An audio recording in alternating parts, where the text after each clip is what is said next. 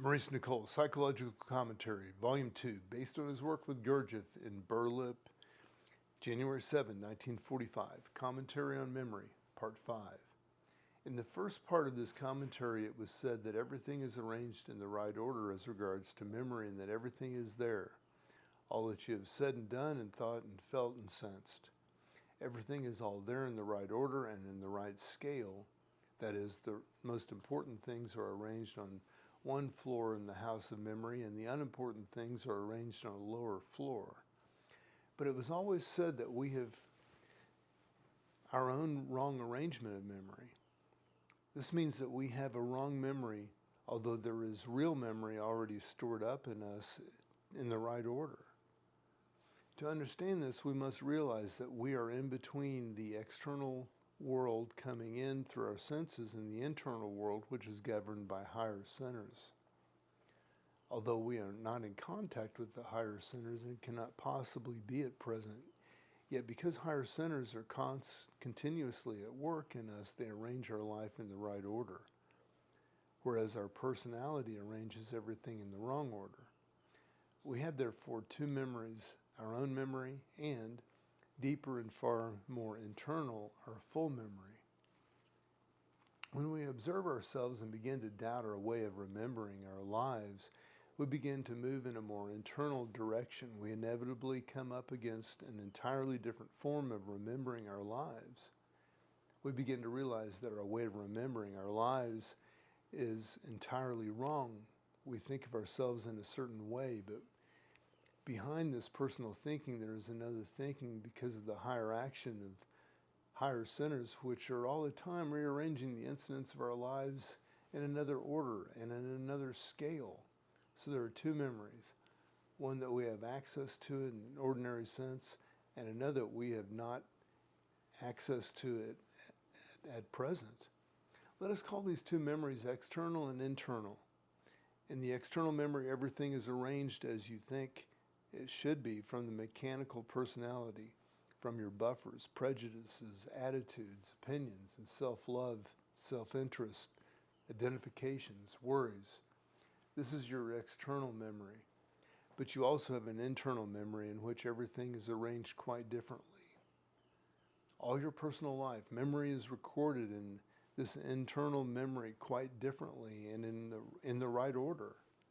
When real conscience begins to awaken, you begin to feel this interior memory in which everything is rightly arranged for you so that you see everything in a different light.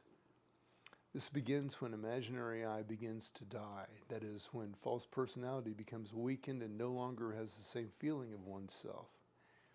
In the interior memory, everything is recorded, but on the right scale and in the right order. In the right external memory, everything is recorded on the wrong scale and in the wrong order, according to your false personality, from small grievances, etc.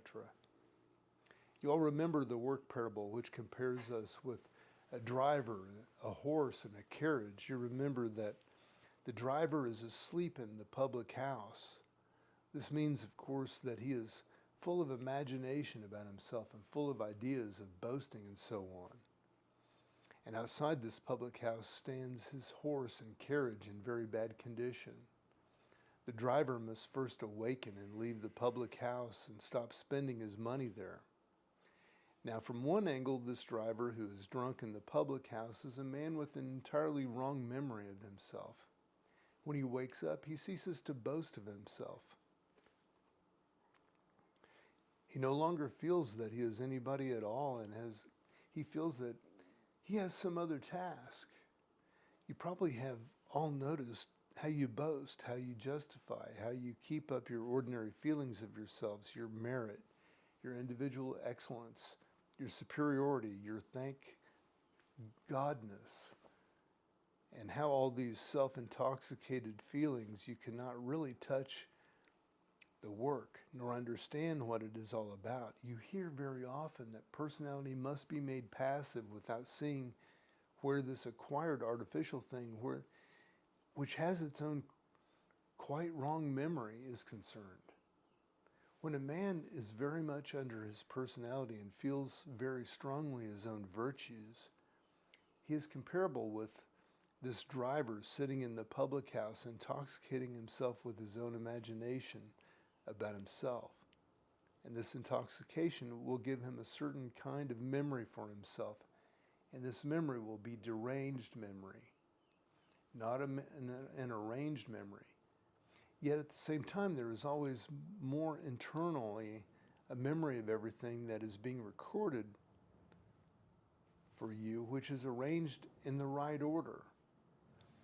You all know how we invent, how imagination works in the sphere of memory, arranges things in its own way, and perhaps some of you already know deeper self-observation makes us gradually acquainted with this false memory and makes us gradually realize that it is entirely acquired, entirely invented, and has no relation to facts about oneself. One is not this person that one imagines oneself to be, nor is one's past life what one has imagined it to be. Only self-observation carried out with real affection can show you this.